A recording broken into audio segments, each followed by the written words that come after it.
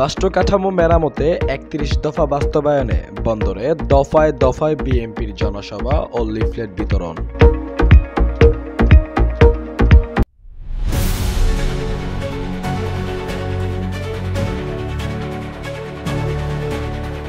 পহেলা জানুয়ারি বুধবার বিকেলে রাষ্ট্র কাঠামো মেরামতে ৩১ দফা বাস্তবায়নে বন্দরে দফায় দফায় বিএনপির জনসভা ও লিফলেট বিতরণ করা হয়। বিকেল ৪টায় ধামগড় ইউনিয়ন বিএনপির উদ্যোগে কেওডালা কাজীপাড়ায়, বিকেল ৫টায় মদনপুর ইউনিয়ন বিএনপির উদ্যোগে মদনপুর বাসস্ট্যান্ড সংলগ্ন স্থানে এবং সন্ধ্যা ৬টায় মুসাপুর ইউনিয়ন বিএনপির উদ্যোগে মুসাপুর বাজার সংলগ্ন স্থানে ৩টি পৃথক পৃথক জনসম্পৃক্ততামূলক অনুষ্ঠান অনুষ্ঠিত হয়েছে।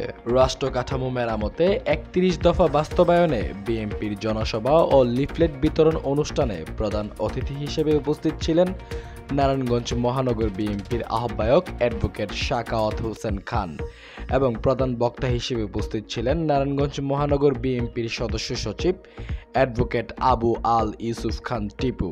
এ সময় উক্ত অনুষ্ঠানে প্রধান অতিথির বক্তব্যে অ্যাডভোকেট শাকাওয়াত হোসেন খান উপস্থিত সকল জনগণের উদ্দেশ্যে রাষ্ট্র কাঠামো মেরামতে ৩১ দফা বাস্তবায়নে ৩১ দফার গঠনমূলক ব্যাখ্যা প্রদান করেন।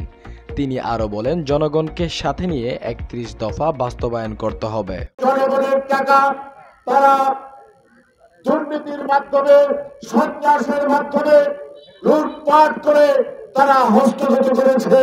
বাংলাদেশের মানুষকে পুলিশ, র্যাব, মিডিয়ার দিয়ে তারা তাদেরকে স্তব্ধ করে রেখেছে, তাদের মুখে কথা বলতে দেয় নাই। আপনারা দেখেছেন, এই কারণে বাংলাদেশের সকল রাষ্ট্রীয় কাঠামোগুলো দুর্বল হয়ে গিয়েছিল। সেই দুর্বল হওয়ার কারণে গত 13 জুলাই 2023 এই ছাত্র আন্দোলনের 1 বছর পূর্বে আমাদের নেতা তারেক রহমান এই ৩১ দফা দিয়েছে। ৩১ দফা দিয়েছে কেন, কি জন্য?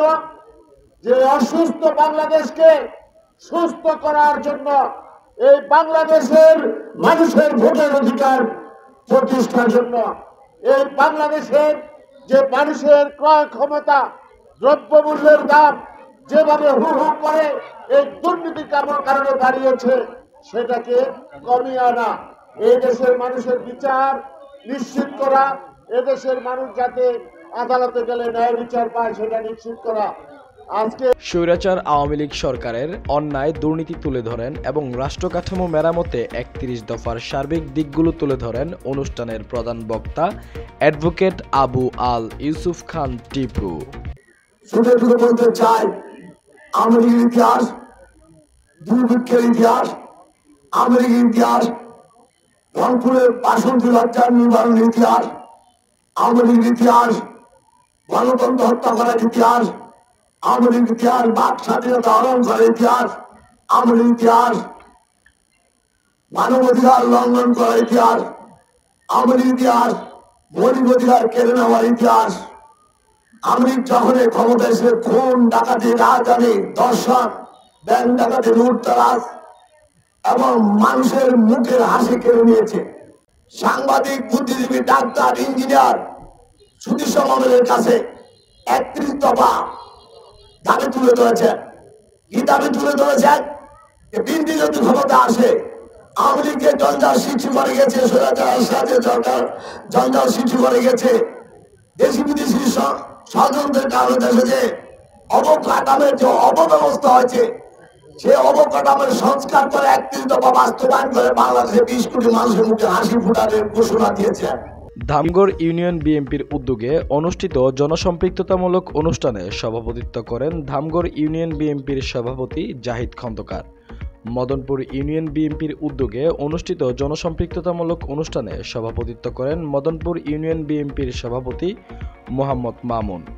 মুসাপুর ইউনিয়ন বিএনপির উদ্যোগে অনুষ্ঠিত জনসম্পৃক্ততামূলক অনুষ্ঠানে সভাপতিত্ব করেন মুসাপুর ইউনিয়ন বিএনপির সভাপতি তারা মিয়া।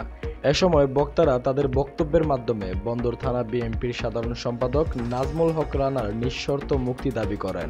জনসম্পৃক্ততামূলক অনুষ্ঠানগুলোতে আরও উপস্থিত ছিলেন বন্দর উপজেলা বিএনপির সভাপতি মাঝারুল ইসলাম হিরণ, বন্দর উপজেলা বিএনপির সাধারণ সম্পাদক হারুনুর রশিদ লিটন, বন্দর উপজেলা বিএনপির সাংগঠনিক সম্পাদক তাওলাত মাহমুদ, ধামগড় ইউনিয়ন বিএনপির সাধারণ সম্পাদক মহসিন, বন্দর থানা যুবদলের সভাপতি আমির হোসেন, 22 নং ওয়ার্ড বিএনপির সাধারণ সম্পাদক মোহাম্মদ রাসেল ব্যাপারী, যুবদল নেতা কাজী সোহাগ সহ বিএনপির বিভিন্ন অঙ্গ সংগঠনের নেতা ও নেতাকর্মীরা। প্রতিটি জনসম্পৃক্ততামূলক অনুষ্ঠানের শেষে নারায়ণগঞ্জ মহানগর বিএনপির পক্ষ থেকে সাধারণ জনগণের মাঝে রাষ্ট্র কাঠামো মেরামতে 31 দফা বাস্তবায়নে লিফলেট বিতরণ করা হয়।